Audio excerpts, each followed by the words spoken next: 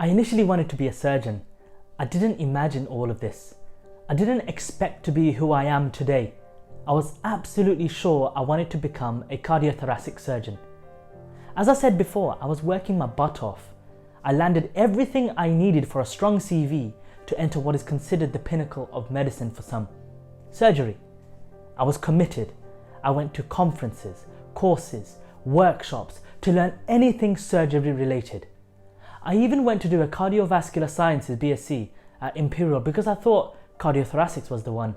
Believe me when I tell you, I really wanted to become a surgeon. Since that first experience in the operating theatre, having the opportunity to assist in a procedure, even a small part such as holding an instrument while the surgeon operates, or trying to hold the camera steady in a laparoscopic procedure, I knew it was something I was keen to pursue. That feeling and emotion you feel while in there is something very difficult to describe. To able to cut someone open and have such an immediate impact was just astounding for me. Going to Imperial was a special year. There's a different type of energy amongst the students there. It was incredibly competitive. Imposter syndrome was rife, and the whole BSc was a shock to my system again. I got a 2-2 in my first exam, lowest of the batch. I remember I went to my mum and told her I want to quit. I remember her response to today. I didn't raise a kid who quits when faced with a challenge. I walked off disgruntled.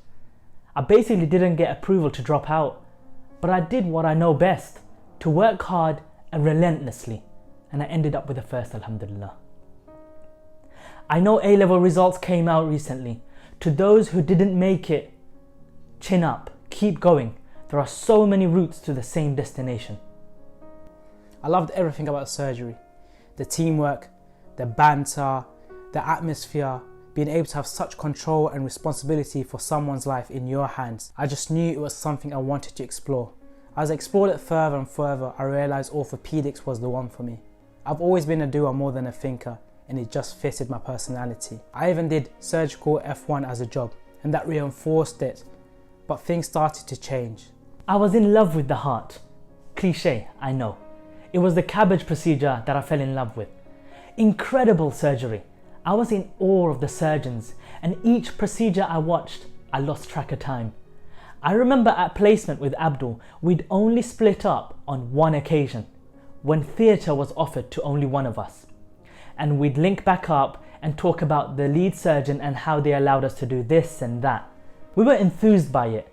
One operation I remember, I got to hold a stitch in place and Abdul got to hold a device in the rectum.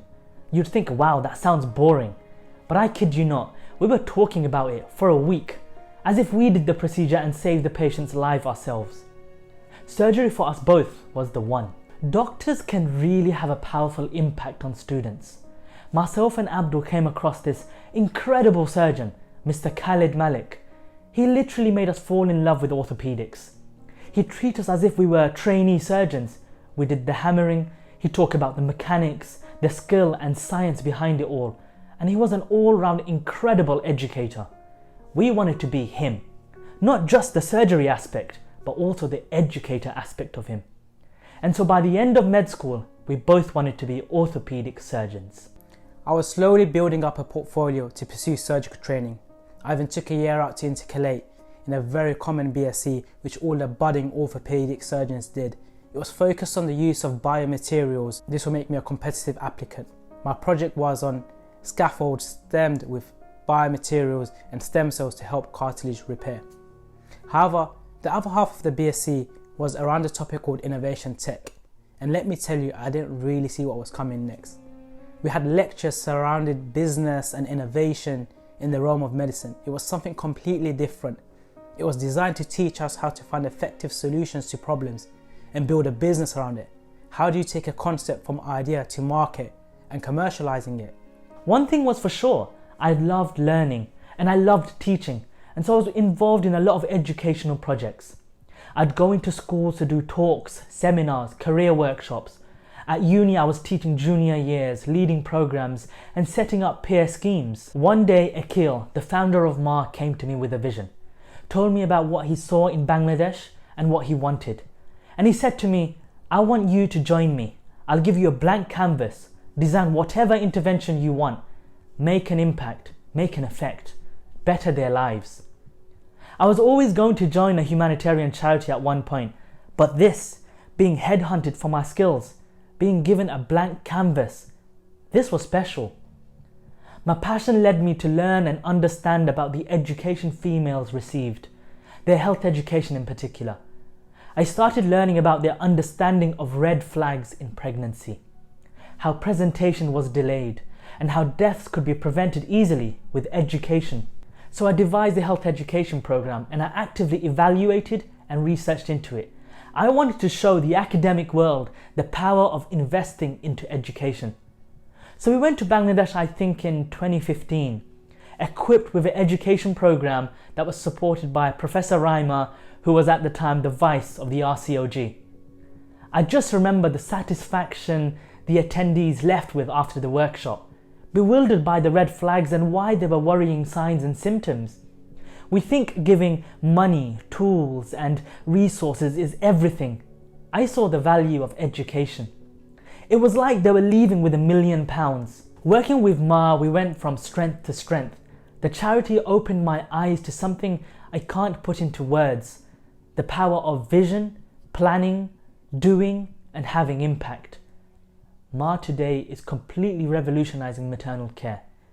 In 2019, I had to take a step back because I reached a point where now other passions within me were coming to life. There were things I was doing and I wanted to do better. Ma gave me that blueprint. I now started to have my own visions, plans and wishes to impact the world in a unique way. I owe Ma a lot and I hope I can return in a capacity in the future to give back more value. As I got to the end of medical school, I grew as you expect a medical student to grow. But something else started to grow within me. This something else was partly inspired by Abdul and Akil, seeing how impulsive they were, how they had this inclination towards risk, towards building things and bringing alive a vision. Suddenly, I was thinking along the same lines. Looking back in hindsight, I was always fascinated by technology. I always used to tinker on the iPhones. I even charged people to create custom mods on their phones. And this reignited that passion in me. However, at the time, I was focused and busy doing my work. And that also showed me the opportunity of problem solving and finding solutions. And I know you think entrepreneurship is all about money, riches and freedom. But the fact that an idea can potentially help millions of people just kept playing at the back of my mind. Why can't doctors also be entrepreneurs? The BSc was only for a year, although I did realise a change in mindset happened. But I continued to work on Ma. I was managing the finances, helping it grow, helping it scale. I somehow managed to finish medical school, but I had to move to Coventry for foundation training, so it halted my journey of entrepreneurship. I suddenly became aware of the life a surgeon lived through the lens of a junior doctor, and things were very different. I realised my perception of life as a surgeon was very different to it as a medical student, with time constraints and responsibilities. I saw the roles my consultants and surgeons played, the running around, the bureaucracy, only to operate only a few hours a week. However, I thought I'll give it a go. I still assisted in theatres. I was preoccupied trying to build my portfolio. And just like that, medical school finally all came to a conclusion. It was a place where I not only became a doctor, but I unearthed potential and my journey was actually just starting. I got married a couple of weeks before graduation to the best woman in the world who deserves her own episode to talk about how she supported me to where I am now. I can't explain what she means to me, and one day I'm going to put her in front of a camera and ask her to tell the world her own story. Graduation month was the best month of my life, alhamdulillah. Everyone sees the awards, the grades and all of that, but when you're the one working for it and sacrificing for it, it hurts along the way to get those things. But that month, I felt I was just buzzing. Becoming a doctor, I achieved my dream, my parents' dream, and I set pace for my family. My mum and dad were literally oozing happiness and pride. Their sacrifice had bore fruit. I am their product. All credit to my parents for building me to be who I am today. The letters MBBS became foundations for a very different future. There are many reasons as to why I transitioned from being a surgeon and trying to pursue a path of entrepreneurship. But one of the main reasons was I knew if I was a surgeon, I'd want to be the best at my field. And that required a dedication, a lot of time commitments. I would have had to change locations, move around, and it meant I would have to slow down on different aspects of my life. In particular, my humanitarian work, my side projects. And these are also things that gave me happiness and contentment. I started to read more books on self-help, self-improvement, productivity, and I came across this concept. It's better to be happy or 70% content from multiple sources rather than to bank it on one thing, which was being a surgeon and deriving 100% happiness from it. Things started to fall into place and I was becoming acutely aware of the world of surgery and what it actually entailed. Alright, so what happened to surgery? Surgery by graduation became a maybe. Questions loomed like, can I do projects with all of this? Can I balance everything and surgery? I then did a surgical job and spoke to loads of surgeons. I saw it with my own eyes, the life surgeons led. It wasn't me. If I was being operated on, I hope my surgeon was obsessed with surgery and was amazing, having done thousands of operations and had a next to nothing complication rate. I, for one, want to do other things. I don't want to tick all these boxes that surgical training requires. I don't want to be on this conveyor belt right now. As much as everyone says surgical training is amazing and friendly and supportive, I've seen the cutthroat nature of it. I'm sure a lot of people will disagree, and rightly so, because a lot do have good experiences. But I've seen the darkest sides of it. My experience is enough for me to say, I don't want it. I purposely am keeping it vague because I don't want to put people off of it. It's a very personal view of it, and I could be tarnishing a lot of good. Surgery can be amazing, and it's important. If you want to become one, you go and taste it. Taste the life. If it's for you, grab it with both hands. But if it's not, don't fear redirection.